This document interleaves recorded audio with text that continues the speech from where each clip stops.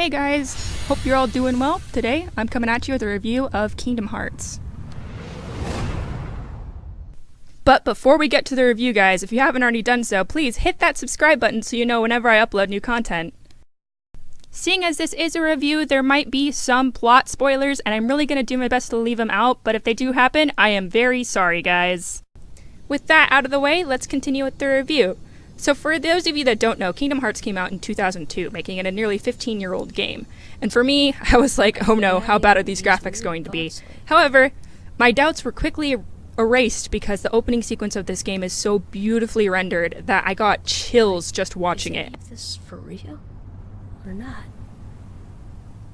As a whole, all of the cutscenes and cinematic sequences throughout the entire course of the game are beautifully rendered, done with the perfect colors, sounds, and just set the perfect tone for each individual cutscene.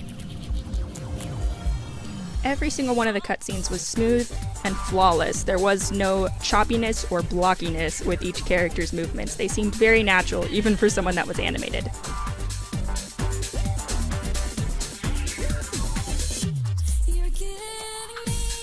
Now, outside of cutscenes, characters were animated well. They didn't seem to move around like they were robots. Walking upstairs looked a little strange, kind of like vampire walking. But beyond that, getting from point A to point B was relatively easy. Unless you needed to jump, in which case Sora and the gang were so vertically challenged, it was a nightmare for me to jump. Later in the game, you do get a double jump sequence that makes everything much easier and all the jumping less frustrating, but until that point, I was super annoyed with that mechanic. That and the camera. The camera seemed to always get the perfect view of you from behind a wall, behind a box, just awkward angles all over the place. So take it from me, set your camera to manual and do it yourself because the auto alignment with the camera was horrible.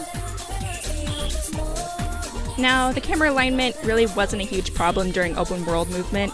It was really only a pain in the butt during boss fights for me because it would move and then I'd be like, where's my character? Or even just normal combat. It would move, I couldn't see my character because I was looking through an evil person or one of my partners, and I was just out of luck for figuring out what I was doing until I set that camera to manual, like I said.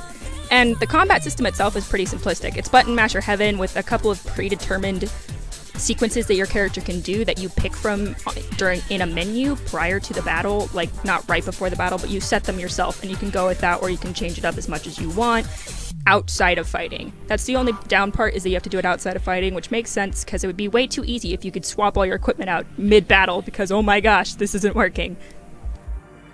Now with that being said, I do wish the game was a little more upfront with the fact that you do need to rotate out your equipment in order to beat specific characters.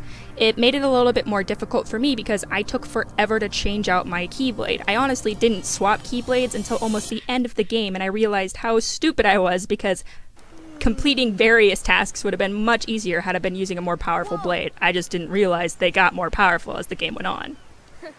Give me a break, Irie. Sorry, you lazy bum.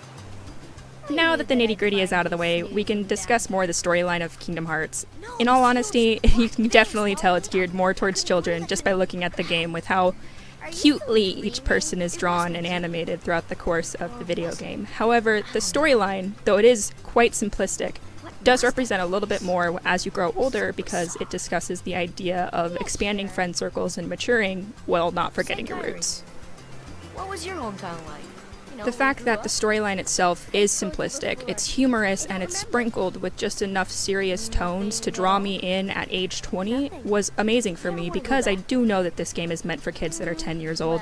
I was a little concerned, again, about how much I would enjoy the game because I do enjoy storylines and I enjoy character development, and a game that is able to do that while keeping it simplistic enough for someone who is much younger than I am playing it is absolutely amazing. You can read into each character as much as you so choose to really pick apart why they say and do things, or you can just watch it and enjoy it like a movie. Granted, I'm sitting here saying this as I'm trying to truly figure out what the underlying meaning of all of Kingdom Hearts truly is because I haven't played this enough times to be able to dissect it piece by piece, which I will hope to do by the time I complete the 9th game in the series.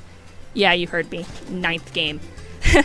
And that's going to take a lot because this game took me about 27 hours to complete For me, that's about average for a JRPG game, which Kingdom Hearts is.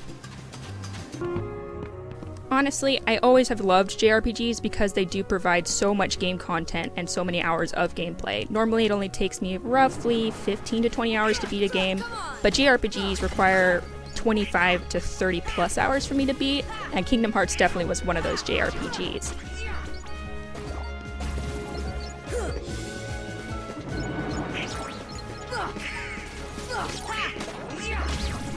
Now, as far as replayability goes with Kingdom Hearts, it is a little lacking. There is no special things that you get for restarting the game. There is no special bonuses or boosts. You just play it again.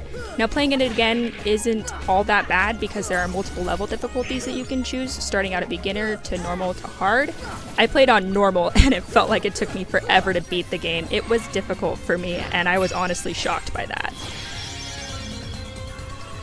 Despite not having those replay bonuses, however, Kingdom Hearts is still such a fantastic game that you would be drawn in and want to play it again by the storyline alone, and that says a lot about this game as a whole. With that being said, Kingdom Hearts as a standalone first game is fantastic. It draws you in, keeps you wanting to know more, and it doesn't frustrate you to the point that you want to quit, but it does give you enough of a challenge that you really have to try at some points to get through the entire game. Also, there's optional story parts that you can complete, such as fighting in the Colosseum, and unlocking specific levels that you don't have to do to complete the story, but can do if you want to have an extra added challenge to the game itself. With that being said, guys, we have reached the end of my Kingdom Hearts Final Mix review. In the comment section on this video, I'd love to hear what you guys think about this game. If you liked this video, please give it a thumbs up and don't forget to subscribe to my channel. Until next time, guys, thank you so much for watching and I hope you all have a fantastic and beautiful day.